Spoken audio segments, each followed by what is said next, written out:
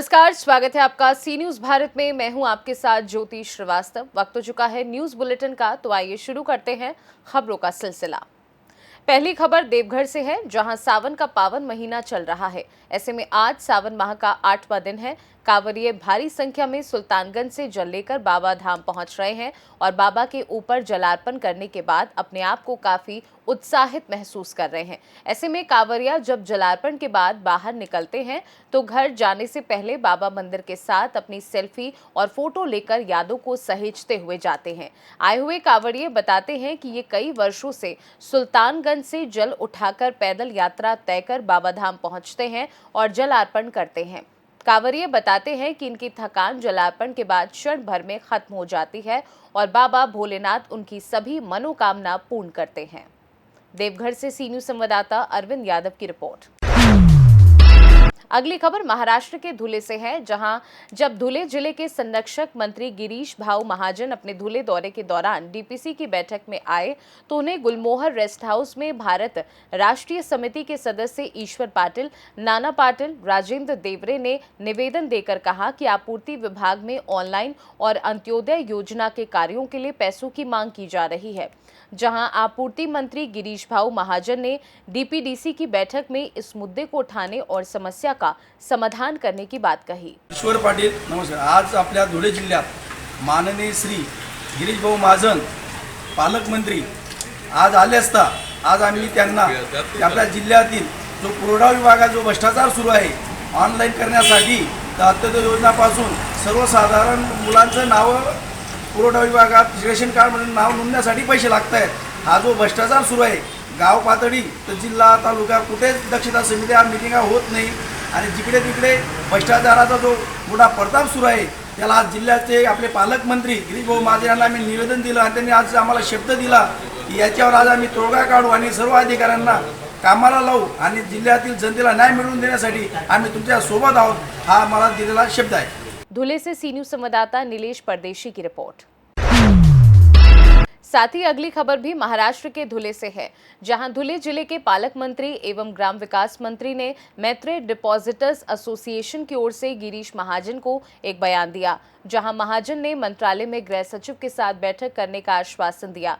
नाना साहब पाटिल, राजेंद्र देवरे, ईश्वर पाटिल, सदानंद कोटावड़े समेत मैत्रेय डिपॉजिटर्स एसोसिएशन से मनीषा ताई पाटिल, रेखा ताई सोनवड़े और अन्य निवेशक उपस्थित रहे। नमस्कार, मैं नाना पाटिल, मैत्रेय ठेवीदार संघटना अध्यक्ष। आज दिनांक 28/7/2024 रोजी धुळे जिल्ह्याचे पालकमंत्री नामदार गिरीश भाऊ महाजन यांच्याकडे मागणी केली की मैत्रेय प्रकरणासंदर्भात लक्ष घालावं म्हणजे गृहमंत्री आणि गृह सचिव यांच्यासोबत बैठक घालून या विषयाचा मार्ग काढावा। कारण मैत्रेयची प्रॉपर्टीची 24 प्रॉपर्टी विक्रीची औरंगाबाद हायकोर्टाचे आदेश असताना सुद्धा 8 वर्षापासून प्रकरण प्रलंबित आहे। तर याचा त्वरित मार्ग काढा, कारण 2,16,00,000 जनतेवर होणारा अन्याय मिटवण्यासाठी ही प्रॉपर्टी विक्री करून ग्राहकांना लवकरात लवकर पैसे कसे वितरित होतील याच्यासाठी गिरीश भाऊंना आम्ही आग्रहाची मागणी केलेली आहे। धुळे जिल्ह्यात किमान 305,16,16,00,000 एवढी अमाऊंट असून या जनतेला न्याय मिळण्यासाठी आम्ही पालकमंत्र्यांना साकडं घातलेलं आहे। धुले से सी न्यूज संवाददाता नीलेश परदेशी की रिपोर्ट।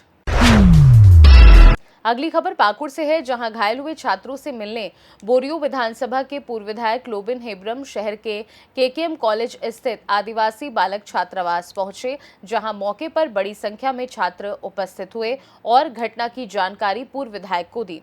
इस दौरान छात्रों का कहना था कि उनके साथ अन्याय हुआ है और राज्य सरकार पूरी तरह से चुप्पी साधे हुए है।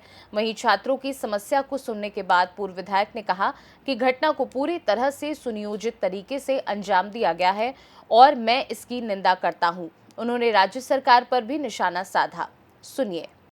इतनी बड़ी घटना जो घटी है, यहाँ 12:30 बजे रात में सारे छात्र लोग सोए हुए थे, तो जानकारी मिली हमें और इतना बेरहमी के साथ जो पिटाई किया है, जिसमें 10-12 आदमी घायल हैं, हॉस्पिटलाइज भी हुए हैं, उसमें से 2 आदमी को रेफर कर दिया है दुमका, अभी अब जानकारी मिल रही है। तो बहुत दुखद घटना है, इसका हम घोर निंदा करते हैं।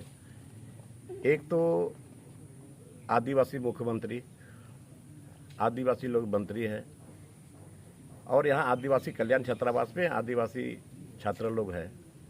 अब बात क्या था नहीं था, जो सुनने में आया है, जो लोग बता रहे हैं कि यहाँ 10 बजे 10:30 बजे रात को 2 पुलिसकर्मी आते हैं और इनके से कुछ बात करना चाहते हैं, उसमें बात उलझ गया। उन लोगों के कहने के मुताबिक कि झड़प हुआ, या झड़प तो हुआ नहीं है, झड़प बने आमना सामने जो मारपीट होता है वो झड़प होता है या ठेला ठेली होता है। लेकिन यहाँ कोई भी पुलिसकर्मी अगर आए हैं तो वो एक तरह से समझिए कि वो किसी से यहाँ संपर्क नहीं किया, क्योंकि छात्रावास है तो यहाँ पर प्रीफेक्ट हैं, प्रीफेक्ट से लोगों को जानकारी मिलनी चाहिए। और वो छात्रावास में क्या बोलते हैं उसको, सुपरिटेंडेंट से उनसे बात करना चाहिए कि हम कुछ समस्या को लेकर के आए हैं, सरकारी काम में हम आए हैं, छात्रों से मिलना है। तो वो भी नहीं हुआ, और ना छात्र नायक से बात हुई, सीधे आकर के सीधे कानून को अपने हाथ में लेकर के सीधे अंदर आ जाते हैं। कुछ झड़प होती है और इसके बाद 12:30 बजे आकर के 100 से 150 की संख्या में पुलिस आते हैं और सोए हुए छात्र को इन लोगों ने अंधाधुंध पिटाई शुरू कर दिया, जिसमें से 10-12 आदमी गंभीर रूप से चोटिल हुए, जिसमें से 2 आदमी को दुमका रेफर किया गया है। तो ये वातावरण को खराब करने वाले सबसे पहले पुलिसकर्मी लोग हैं कि आप बाइज्जत आते, सिस्टम से आप आते, न ये घटना घटती और न कुछ बात बढ़ती। और केस भी जो किया है वो बिल्कुल उल्टा किया है।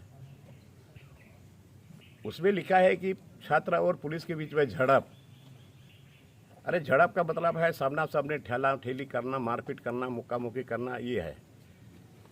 लेकिन ये स्थिति क्यों पैदा हुआ, किसके चलते पैदा हुआ, किन्होंने पैदा किया इस बात को? तो इसलिए मैं मानता हूँ कि छात्र लोग 12:30 बजे रात को इत्मीनान से आराम से सोए हुए थे और जानबूझ को उन लोगों ने इतना बड़ा घटना को अंजाम दिया, और ये नियम के खिलाफ हुआ है, कानून के खिलाफ हुआ है। और फिर वही लोग केस करने वाले हैं। एक तरफ मार भी करोगे और एक तरफ केस भी करोगे, तो वातावरण को खराब कर रहे हैं ये लोग। और ये उम्मीद झारखंड सरकार में, झारखंड पुलिस के द्वारा ऐसा उम्मीद हम लोग नहीं कर सकते थे। तो निश्चित है हम इन लोगों के साथ हैं, पुलिस भी हमारे हैं, लेकिन वो सिस्टम से नहीं आए। अगर सिस्टम से आते तो यहाँ लोगों से पहले बात कर लेते, सुपरिटेंडेंट से बात करते कि ऐसी ऐसी बात है, कुछ ट्रैफिक मिला है हमको, उनके उसके साथ बात करते। और सुपरिटेंडेंट इन लोगों को 2-4-5 आदमी को बुला लेते छात्रों को, या वो नहीं थे तो जो यहाँ के छात्र नायक है उसको बुलाते, वो सिस्टम से होता है। लेकिन ये लोग सिस्टम को छोड़ करके ये अपना पावर का यूज़ किया है और यहाँ अपने मन से वो लोग यहाँ आकर के इन लोगों ने इस घटना को अंजाम दिया है। बताते चले कि बीते शुक्रवार रात नगर थाना क्षेत्र के केकेएम कॉलेज के आदिवासी बालक छात्रावास में पाकुड़ पुलिस एक जांच के लिए पहुंची थी, जिसमें पुलिस और केकेएम कॉलेज के आदिवासी बालक छात्रावास के छात्रों के बीच एक जांच को लेकर झड़प हो गई, जिसमें 6 पुलिसकर्मी एवं 1 दर्जन छात्र घायल हो गए। घायल छात्रों का सदर अस्पताल में इलाज चल रहा है। वहीं पुलिस ने पाकुड़ केकेएम कॉलेज के आदिवासी छात्रावास के 100 छात्रों पर नगर थाना में केस दर्ज कराया है, तो वहीं छात्रों ने गुटबाजी कर पुलिस पर हमला करने का आरोप लगाया है। पाकुड़ से सी न्यूज़ संवाददाता पंकज भगत की रिपोर्ट। खबर रतलाम से है, जहां रतलाम जिले के मोरवानी के पास आमलीपाड़ा गांव में धर्मांतरण की सूचना पर हिंदू संगठन और पुलिस पहुंची और इसका विरोध जताया। बता दें, आमलीपाड़ा और आसपास के गांवों के लगभग 150 आदिवासी महिला, पुरुष और बच्चों का खेत में अस्थायी रूप से बनाए गए चर्च में धर्मांतरण कराया जा रहा था। वहीं मौके पर पहुंची पुलिस ने प्रभु मचार नामक व्यक्ति को हिरासत में लेकर प्रकरण दर्ज कर लिया और मामले की जांच कर रही है। वहीं घटना की जानकारी देते हुए थाना प्रभारी रवि दंडोतिया और विश्व हिंदू परिषद के जिला मंत्री गौरव शर्मा ने क्या कुछ बताया, सुनिए। रतलाम दीनदयाल नगर थाना अंतर्गत आमलेपाड़ा करके गांव है। गांव के पटरी पार समीप एक खेत के अंदर शायद तथाकथित रूप से काफ़ी समय से एक चर्च बना रखा है, जहां पर आज जैसे सूचना प्राप्त हुई संगठन द्वारा, तो वहां पर हमने जब गए और वहां हमने जब जाकर देखा तो लगभग 200 से 300 आदिवासी महिलाएं और पुरुष लगभग वहां पर प्रार्थना सभा में बैठे थे।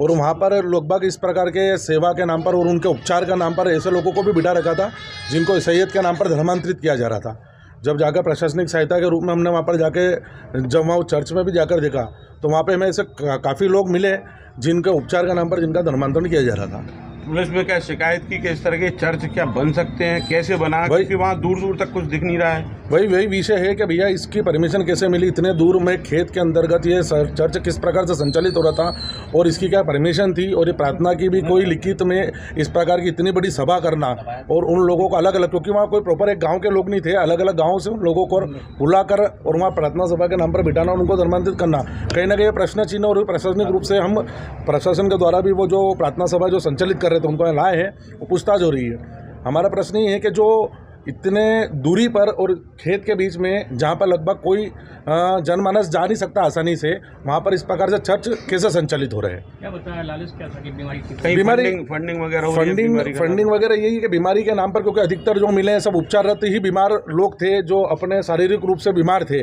किसी का लकवा था, किसी के कोई गर्भवती महिलाएं भी वहाँ थी, अलग अलग लोगों को जिनको शासकीय रूप से जो सहायता मिलती है उपचार की, वो उपचार ना देते हुए वहाँ पर प्रार्थना के रूप में उपचार देकर उनको कहीं ना कहीं अपनी तरफ धर्मांतरित करने का कार्य किया जा रहा था। जी, अभी कुछ देर पहले हमें हिंदू संगठन के द्वारा कुछ सूचना प्राप्त हुई थी कि हमारे थाना क्षेत्र में आमलीपाड़ा में एक खेत में चर्च बना करके कुछ लोगों के, आदिवासी लोगों का धर्मांतरण किया जा रहा है। तो उसके संबंध में हम लोग वहाँ गए थे और प्रकरण प्रकाश में लाया गया है और इसकी अभी जांच की जा रही है और जैसा भी जांच के बाद आएंगे तथ्य उस तरह की कार्रवाई की जाएगी। रतलाम से सी न्यूज़ संवाददाता हुसैन खान की रिपोर्ट। फिलहाल इस बुलेटिन में बस इतना ही। देश दुनिया की बाकी खबरों को जानने के लिए आप देखते रहिए सी न्यूज़ भारत।